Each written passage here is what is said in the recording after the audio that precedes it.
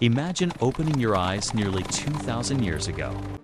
The air is warm, and the first golden light of morning touches the rooftops of a vast city. Around you, the sound of footsteps echoes through stone streets. Merchants begin opening their stalls. Horses pull wooden carts over the uneven pavement. In the distance, you hear the roar of a crowd, tens of thousands of voices rising together. You are standing in ancient Rome. The year is 100 AD at this moment in history. Rome is the largest and most powerful city on Earth. More than 1 million people live here, making it a true megacity of the ancient world. From this place, emperors rule an empire that stretches across 3 continents. Roman power reaches from the cold frontiers of Britain to the deserts of Egypt, and from the Atlantic Ocean to the rivers of Mesopotamia. This is the heart of the Roman Empire, a civilization that dominates the Mediterranean world. And today, we are going to walk through it. The sun slowly rises above the hills surrounding the city, illuminating a landscape filled with temples, markets, bathhouses, and towering monuments. From above, Rome looks like a sea of terracotta rooftops stretching in every direction. Narrow streets weave through neighborhoods packed tightly together, while massive public buildings rise above the crowded skyline. At the center of it all stands the enormous Colosseum, the greatest amphitheater ever built. Completed only a few decades earlier, this massive structure can hold more than 50,000 spectators. From the outside, its walls of stone and arches dominate the cityscape. But inside, it is a world of spectacle, violence, and entertainment. Gladiators fight for glory and survival. Exotic animals from Africa and Asia are brought here for hunts, and the crowds cheer loudly as the games unfold before them. But the Colosseum is only one piece of this enormous city. As you walk through the streets of Rome, you quickly realize how alive the city truly is. The roads are busy from sunrise to sunset. Merchants shout loudly as they advertise their goods. Bakers sell fresh bread from small shops that fill the air with the smell of grain and smoke. Vendors offer olives, figs, cheese, and wine brought from distant provinces of the empire.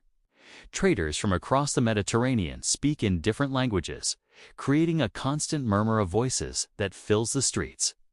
Roman citizens move quickly through the city, dressed in simple tunics or elegant togas, depending on their status.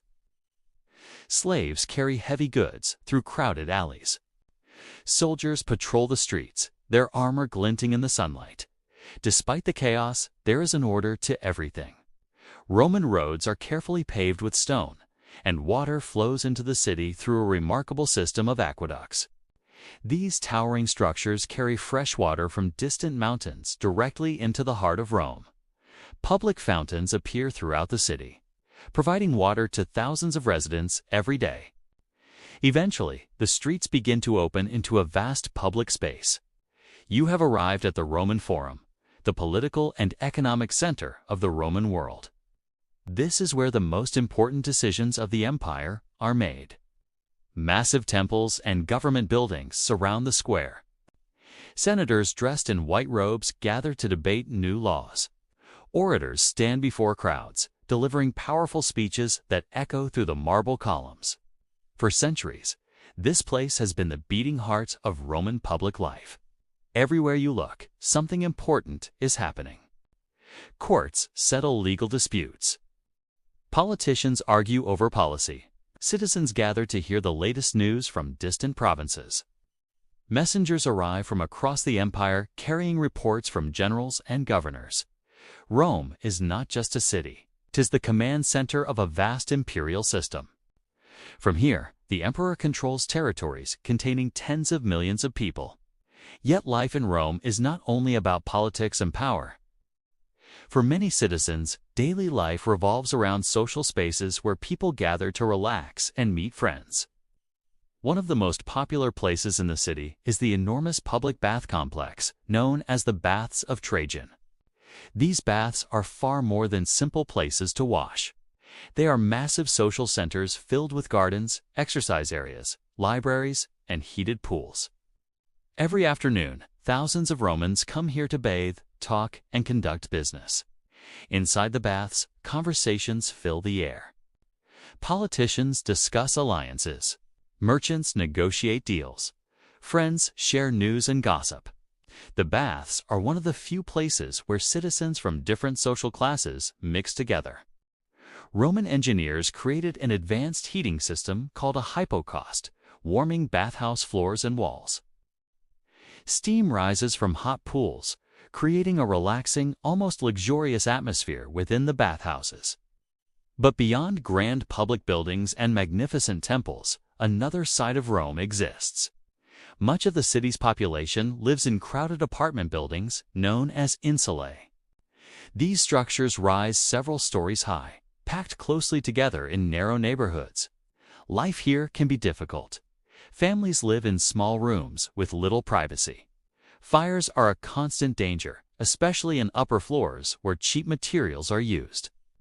When fires break out, they can spread rapidly through entire districts. Despite these risks, insulae house thousands seeking opportunity. Rome represents wealth, power, and possibility. Walking through the city, you will eventually reach one of the most impressive temples ever built, the Pantheon. This magnificent structure is dedicated to the gods of Rome. Its massive columns rise toward the sky, supporting a grand entrance into a vast circular chamber. Inside, the ceiling forms a perfect dome, with a large opening allowing sunlight to stream down.